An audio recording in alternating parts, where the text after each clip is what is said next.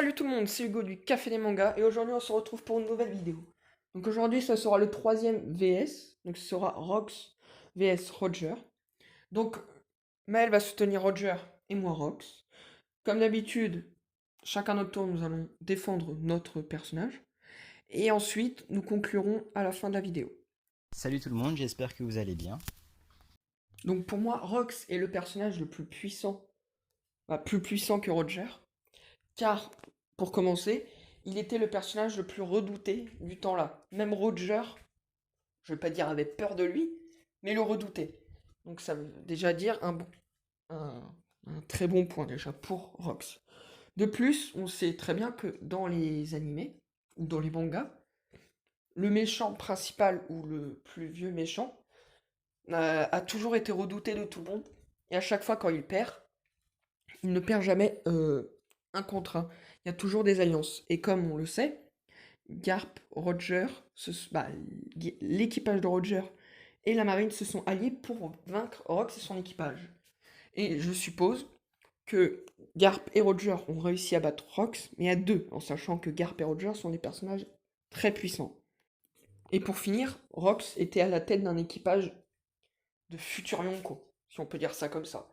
Il était à la tête de l'équipage de Kaido, Barbe Blanche, Big Mom et Shiki. Ce qui sont des personnages très puissants. Je pense qu'il faut pas être une merde pour gérer ces quatre personnages-là.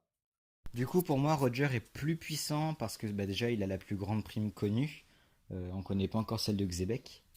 Après, on sait qu'il a réussi du coup à le battre malgré un handicap, c'est-à-dire qu'il y avait Barbe Blanche, Kaido, Big Mom, enfin bref, c'était quand même des persos plutôt badass, hein, on va pas se le cacher. Du coup, à moins que peut-être un des trois l'ait aidé après, enfin bref, ça on sait pas encore. Mais, euh, mais juste avec Garp, il a réussi du coup à battre Xebec malgré tout ça. Donc ça montre déjà qu'il est quand même plutôt fort.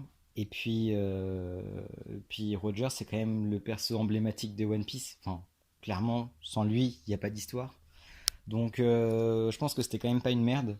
Si en gros Xebec avait été plus puissant en suite logique, il aurait eu le One Piece. Donc c'est lui qui aurait été exécuté en public et du coup c'est lui qui aurait lancé l'intrigue.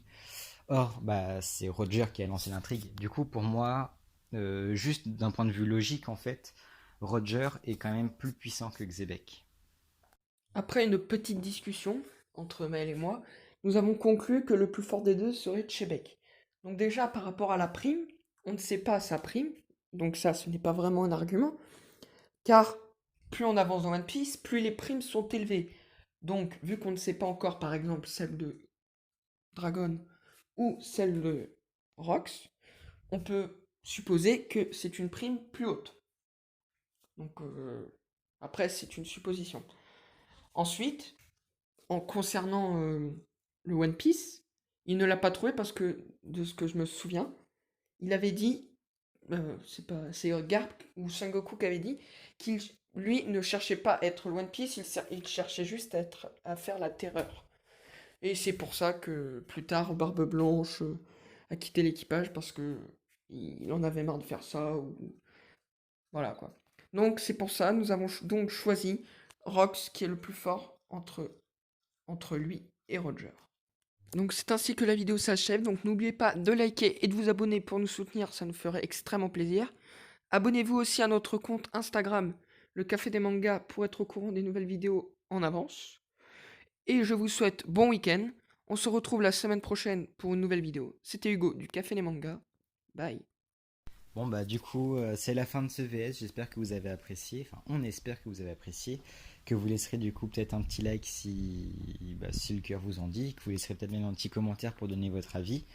N'hésitez pas à nous donner d'autres points de vue, d'autres théories, d'autres idées, et puis voilà, on se reverra tous la prochaine fois pour un nouveau VS, ou alors peut-être autre chose, on verra bien. Mais bon, on va pas vous dire un peu tout ce qu'on a prévu, tout ce que des trucs que Hugo a imaginé. Vous serez surpris en temps et en heure. Et voilà. Sur ce, on vous laisse.